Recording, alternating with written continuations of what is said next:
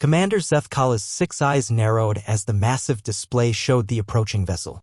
For 3 cycles, the hegemony's finest armada had swept through this sector of the galaxy, consuming worlds and civilizations with methodical efficiency.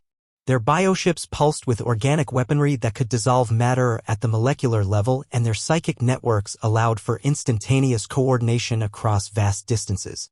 Analysis complete, Commander, reported Navigator Vixthran, her tentacles dancing across the neural interface. The vessel appears to be primitive. Metal construction, chemical propulsion, crude electromagnetic signatures. Zethkala's mandibles clicked in amusement. Another backward species attempting to defend their little rock. How refreshing. The Armada consisted of 47 living vessels, each the size of a small moon, their surfaces writhing with bioluminescent patterns that pulsed in harmony with their collective consciousness. The human warship USS Defiance hung in space like a steel splinter against the cosmic backdrop. Captain Sarah Chin studied the tactical display with grim determination. The alien fleet was unlike anything in the databases. The ships seemed to breathe, their hulls rippling with an organic fluidity that defied conventional physics. "They're beautiful," whispered Lieutenant Torres at the sensor station. "But they're jamming our communications. Earth Command won't even know we're here." "Then we make this count," Chin replied, her voice steady despite the overwhelming odds. "All hands to battle stations. Prepare the quantum torpedoes."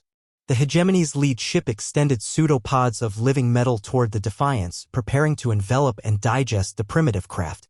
But as the bioweapon made contact with the human vessel's shields, something unprecedented happened. The ship's hull erupted in a brilliant cascade of energy. Not the clean, organic dissolution the hegemony expected, but a chaotic explosion of matter and antimatter that tore through 3 of their forward vessels. The psychic scream that followed rippled through the alien network, causing several commanders to collapse in shock. "Impossible." Zethkala's voice cracked with disbelief. "How can such crude technology generate that level of destructive force?" The answer came in the form of another salvo from the Defiance. Captain Chin had discovered something the hegemony, in all their biological superiority, had never encountered: the raw, unhinged creativity of human warfare. Where the aliens had evolved elegant solutions to conflict, humans had developed weapons that violated the very principles of civilized combat.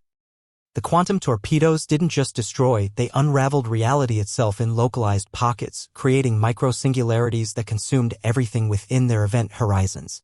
The hegemony's organic ships, designed to regenerate and adapt, found themselves facing destruction that operated on a fundamental level they couldn't comprehend or counter. "Commander."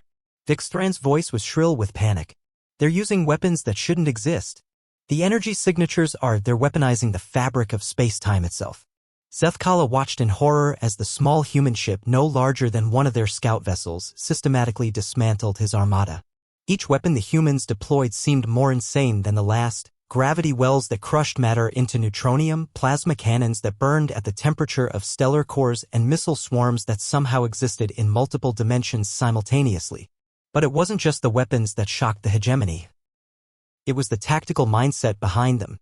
The humans fought like they were already dead, throwing their ship into maneuvers that should have torn it apart, using its own reactor as a weapon by deliberately overloading it in controlled bursts. "They're not trying to win," Zethkala realized with dawning terror. "They're trying to take as many of us with them as possible." As the Defiance finally succumbed to the combined firepower of the remaining alien vessels, Captain Chen's final transmission echoed across the void: "Tell Earth, tell them we bought them time. And tell them, humans don't fight clean." The surviving hegemony fleet retreated from the system, their collective consciousness reeling from the encounter. They had faced a species that didn't just wage war, they had weaponized their own mortality, turning certain death into a tactical advantage. In the depths of space, the wreckage of both fleets drifted silent and cold, but the message was clear. Humanity had announced its presence to the galaxy in the most human way possible, with defiance, ingenuity, and the absolute refusal to go quietly into the night.